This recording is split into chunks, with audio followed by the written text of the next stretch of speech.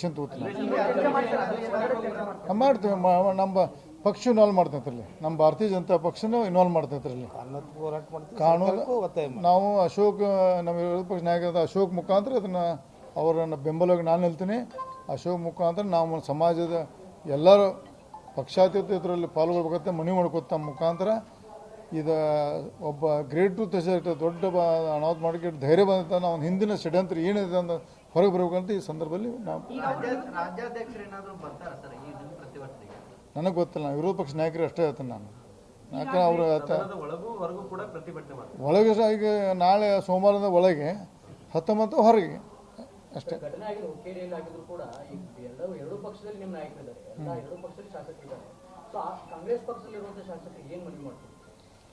ಇದರಲ್ಲಿ ರಾಜಕೀಯ ಬರೆಸೋದು ಬೇಡ, ನಮ್ಮ ಜನಾಂಗ ನ್ಯಾಯ ಸಿಗ್ಲತ್ರ ಮನವಿ ಮಾಡ್ಕೋತೀನಿ ಅಷ್ಟೇ. ರಾಜಕೀಯ ಬರೆಸೋದು ಬೇಡ, ಎಲ್ಲರೂ ಮನವಿ ಮಾಡ್ಕೊಂಡು ಏನೋ ಯಾರು ತಪ್ಪು ಮಾಡೋದು ಅವ್ರು ಮಾಡೋದು ಹುಡುಕೋದು ಬೇಡ. ಎಲ್ಲ ಕೂಡ ಸಮಾಜಕ್ಕೆ ಒಳ್ಳೇದಾಗಲಿದ್ದು ಪ್ರಯತ್ನ ಮಾಡೋಣ. ಅಹಿಂದ ಸಮಾಜದ ಹೇಳ್ತೀನಿ ನಾನು, ಬರೀ ವಾಲ್ಮೀಕಿ ಜನಾಂಗಿಲ್ಲ, ಅಹಿಂದ ಸಮಾಜದ ಅನ್ಯಾಯಕ್ಕೆಲ್ಲ ಹೋರಾಡಬೇಕು. ಯಾಕಂದರೆ ನಮ್ಮ ಮುಖ್ಯಮಂತ್ರಿಯವರು ಅಹಿಂದಾತ ಬಂದು ಇವತ್ತು 2 ಸಲ ಮುಖ್ಯಮಂತ್ರಿ ಆಗಿದ್ದಾರೆ. ಅದಕ್ಕೆ ಅವ್ರು ದಯವಿಟ್ಟು ಸೀರಿಯಸ್ ತೊಗೋಬೇಕಂತ ಮನವಿ ಮಾಡ್ತೀನಿ.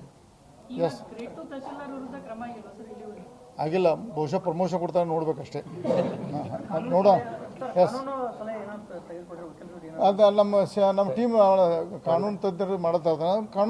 ಕಾನೂನು ಬಿಟ್ಟು ಕಾನೂನದಲ್ಲಿ ಅದು ನಿಲ್ಲೋದಿಲ್ಲ, ಸುಳ್ಳು ಐತೆ ಅದು. ಪಾಪ ಕೋರ್ಟ್ ತಪ್ಪಲ್ಲ, ಕೋರ್ಟ್ ವಕೀಲ ಏನು ಪೇಪರ್ ಆದೇಶ ಮಾಡಿದಾರೆ ಅದನ್ನು ನಾವು ಮನವರಿಕೆ ಮಾಡಿಕೊಡ್ಬೇಕು. ಆದ್ರೆ ಕೋರ್ಟ್ ನೋಟಿಸ್ ಕೊಡ್ಬೇಕಾಯ್ತು, ನೇರ ಅದೇ ಮಾಡೋ ಅದು ಯಾಕೆ ಮಾಡೋದು ಗೊತ್ತಿಲ್ಲ.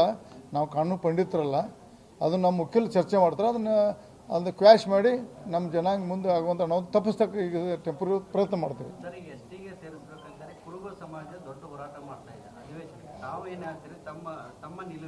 ಕುರುಬು ಬರಲಿ, ಸುಣಗಾರ ಇರ್ತಾರ, ಭಾಗ ಕಬ್ಬೇರ್ ಇರ್ತಾರೆ, ಅವರು ಬರಲಿ, ಉಪ್ಪಾರು ಬರಲಿ, ಎಲ್ಲ ಸ್ವಾಗತ. ಒಂದೇ ಮನವಿ ಮಾಡ್ಕೊತ ಪರ್ಸೆಂಟ್ ಜಾಸ್ತಿ ಮಾಡೋದು, ಇತರ ಸಿಗಿಸ್ಬೇಡ್ರಿ.